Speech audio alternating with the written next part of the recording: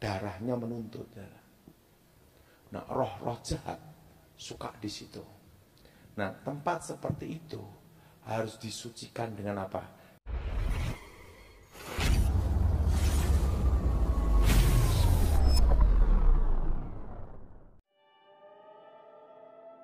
Shalom sahabat khotbah populer. Yesus yang populer harus dikhotbahkan. Tahukah sahabat bahwa ada tempat atau daerah yang sangat disukai oleh iblis, dan iblis akan melakukan tipuan, manifestasi untuk menyesatkan manusia. Apa saja tempat dan daerah tersebut? Mari kita bahas, tentunya bersama hambanya Evangelis Daud Tony. Ini saya beritahu, banyak kasus ya saya hadapin, kasus orang bunuh diri.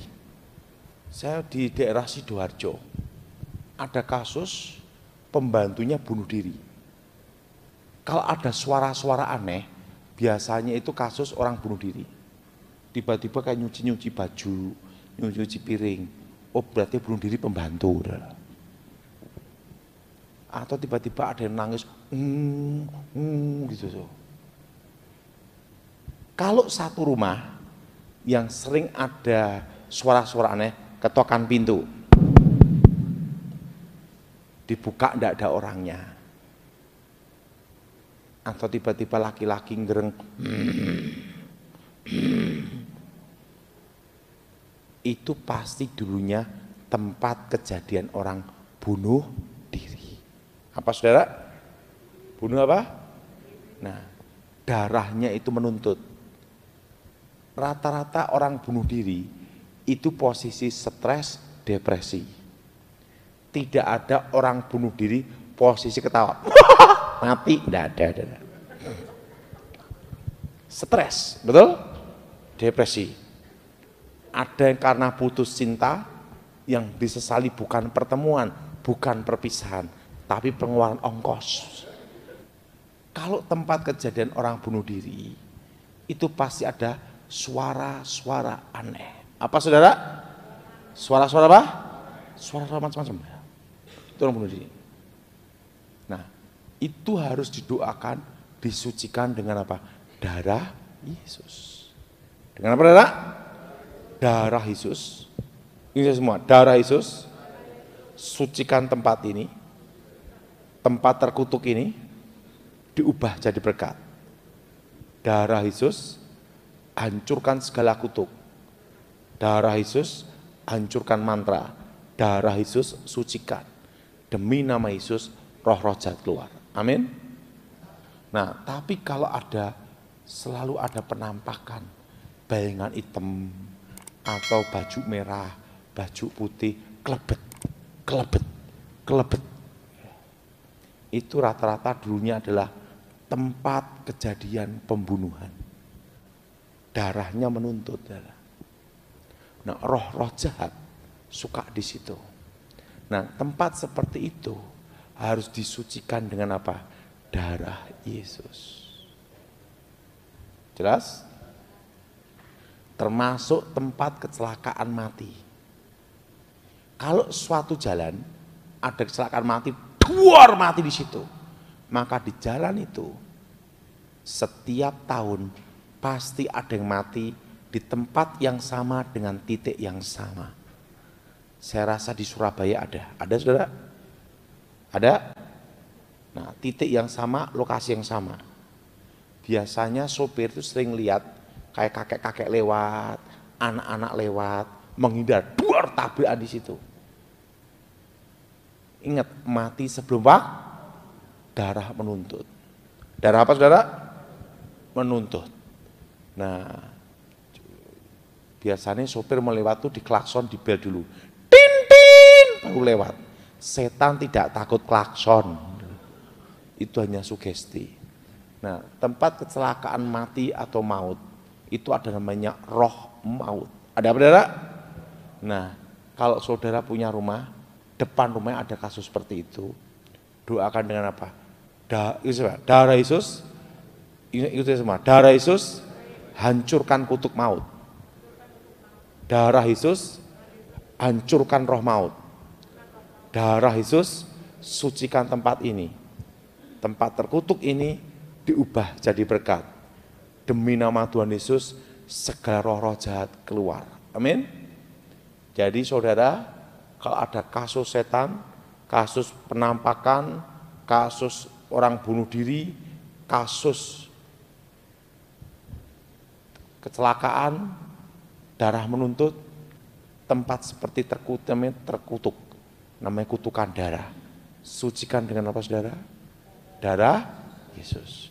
Nah, kalau saudara ada yang ngirim dukun, kuasa gelap, doa, Yesus, darah Yesus sucikan tubuh jiwa rohku. Darah Yesus bentengi. Amin. Oleh sebab itu, sahabat khotbah populer, mari jaga diri.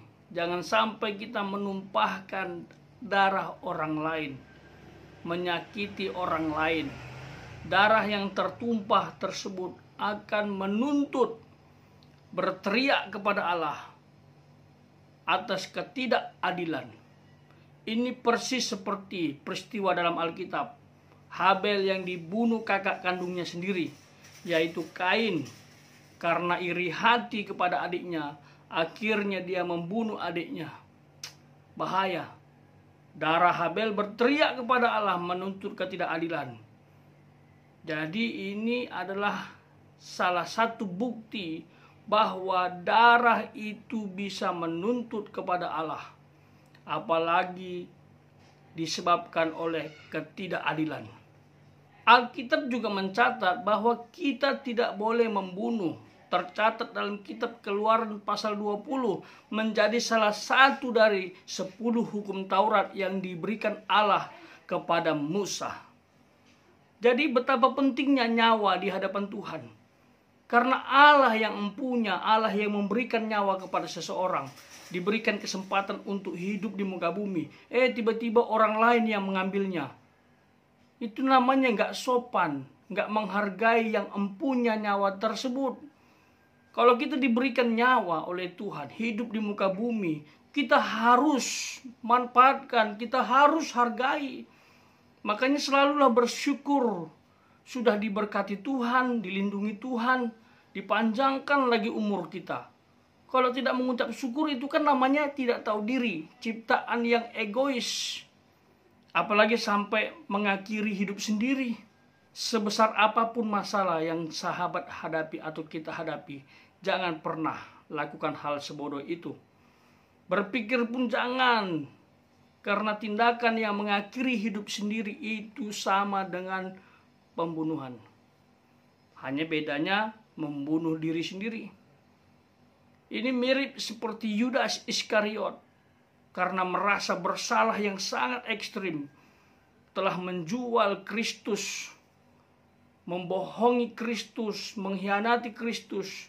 Dia menjual karena uang, akhirnya dia merasa bersalah dan mengakhiri hidupnya. Jadi come on, hargai nyawa siapapun, dimanapun, dalam situasi apapun. Semua manusia berharga di mata Tuhan. Kita juga harus hargai siapapun itu, karena kita adalah makhluk sosial yang harus saling mengasihi, membantu, menolong, dan lain sebagainya. Nah, terkait dengan tempat yang pernah terjadi peristiwa atau tragedi yang mengerikan, seperti dibunuh atau mengakhiri hidupnya sendiri, itu menjadi angker. Itu menjadi tempat di mana iblis ambil peran untuk menipu manusia supaya seolah-olah yang meninggal itu ada di situ, menjadi tempat orang yang meninggal itu. Salah.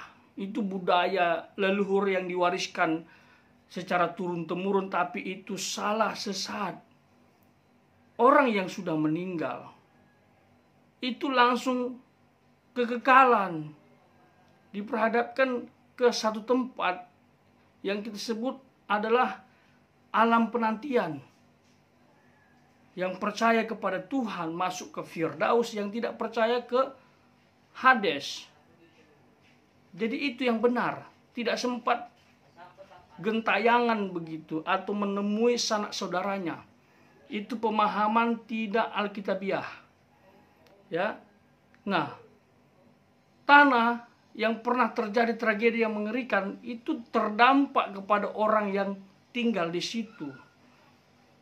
Makanya kalau kita tahu tempat itu pernah jadi tempat peristiwa yang mengerikan, ya kita doakan supaya tidak terdampak.